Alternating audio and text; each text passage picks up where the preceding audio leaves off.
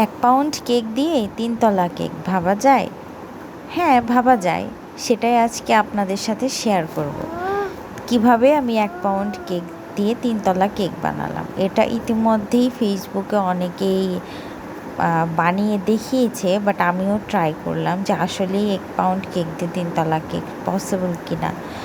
তো দেখতে থাকুন। আসসালামু আলাইকুম সবাইকে, কেমন আছেন সবাই? আশা করি সবাই অনেক বেশি ভালো আছেন। তো আজকে হচ্ছে আমি লেমন ফ্লেভারের কেক বেক করে নিয়েছি স্পঞ্জ। সেটা হচ্ছে প্রথমে 4 ইঞ্চির একটা মোল্ডে হাফ করে দিয়েছি, আর 3 ইঞ্চির একটা মোল্ডে দিয়েছি, আর একটা দেখতেই পারলেন কাপ কেক বেক করে নিয়েছি। তো এগুলোকে আমি সবগুলোকে কাট করে সাইড করে দেন হচ্ছে ক্রাম কোটিং করে নিব।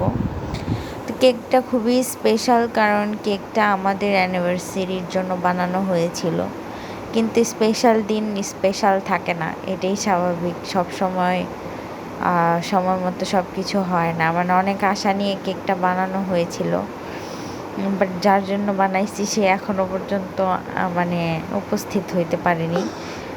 মানে কি বলবো, যাই হোক, হয় মাঝে মধ্যে ব্যস্ততার কারণে। তো দেখতেই পারলেন আমি সবগুলোকে ক্রাম কোট করে রেখে দিয়েছি অলরেডি। এটা লাস্ট ওয়ান। এটা হচ্ছে আমি একটা হার্ট শেপ করব। এটা 2 ইঞ্চিরও একদম কম, যেটা আমি হাত দিয়ে আপনাদেরকে দেখাচ্ছিলাম। এটা হচ্ছে আমি একটা হার্ট শেপ করব। মানে প্ল্যানিং ছিল একরকম, হয়ে গেছে একরকম। সব সময় এরকমই হয়, বাসায় যদি কখনো কেক বানানো হয়, রেফারেন্স পিকচার থাকে না, সেক্ষেত্রে কখনোই অ্যাকুরেট একটা ডিজাইন করাই যায় না। মানে চিন্তা করি একটা হয়ে যায় আর একটা। আবার যদি কাস্টমার হচ্ছে ডিজাইন ঠিকঠাক মতো দিয়ে দেয়, রেফারেন্স পিক দেয়, সেই ক্ষেত্রে বিষয় আলাদা, সেটা এক্স্যাক্ট করার চেষ্টা করি। কিন্তু এক্সপেরিমেন্টাল কোনো কিছু করতে গেলে আমি সবসময় এরকম করি, এক্সপেরিমেন্টাল কিছু করতে যাই, ওটা সব সময় অ্যাকুরেট হয় না। তো এখানে আমার সবগুলোই ক্রাম কোট করে ফ্রিজে রাখা শেষ। এখন হচ্ছে আমি বেসটাকে ফিনিশিং দিব। এত ভালো ফিনিশিং দেওয়ার দরকার নেই, বাড়িতে খাবো এই জন্য না, কারণ এটার মধ্যে অনেক ডিজাইন হবে, সেগুলো দেখাও যাবে না। তো যতটুকু সম্ভব আমি হচ্ছে ফিনিশিং করে দেন বোর্ডটা ট্রান্সফার করে দিই, কারণ হচ্ছে এটার এক সাইডে ক্যালেন্ডার থিমের মতো থাকবে, আর একটা হচ্ছে একটা লেখা থাকবে।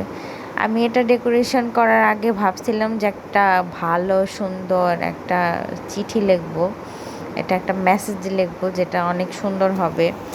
বাট মানে যাই হোক, একটা আনুষঙ্গিক ঘটনার কারণে মনটা নষ্ট হয়ে যায়। কী লিখছি সেটা দেখার জন্য অপেক্ষা করতে হবে। তো মানে ওটা আমার মনের কথা, মানে যাই লেখা হয়েছে, মেসেজ তো সবসময় মনের কথায় আসে। তো লেখার আগে ভাবছিলাম যে একটা সুইট একটা মেসেজ লিখবো, বাট আমার ভিতর থেকে আসতেছিল না, ওই মুমেন্টে যা আসছে সেটাই লিখছি। তো যাই হোক, এখন আমি 3টা লেয়ারই বসিয়ে এটা হচ্ছে ভালো করে ফ্রিজে সেট করে নেব, না হলে কিন্তু ডিজাইন করতে গেলে উঠে উঠে আসে। তো আমি ভালো করে সেট করে নিয়েছি। এখন একটা রোজ নজেল দিয়ে ওপরে যে হার্টটা ছিল সেটাকে কাভার করে দিব, সম্পূর্ণটাই। এখানে আমি 50% ডান হয়েছে আমার, আর 50% একটু পরে করব, কারণ কেকটা অনেক বেশি ছোট, মানে এটাকে ডিজাইন করতে গেলেও হাতে আসতেছে না এরকম।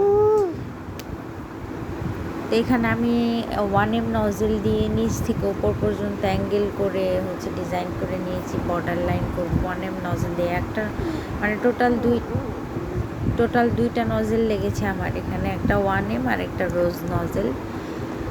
তো এই তো বর্ডার লাইন করা শেষ। এখন জাস্ট হচ্ছে বলেছিলাম ওপরে হার্টটা সম্পূর্ণ ঢেকে দেবো যাতে বড় একটা রোজের মতো লাগে, তো সেটাই করছি।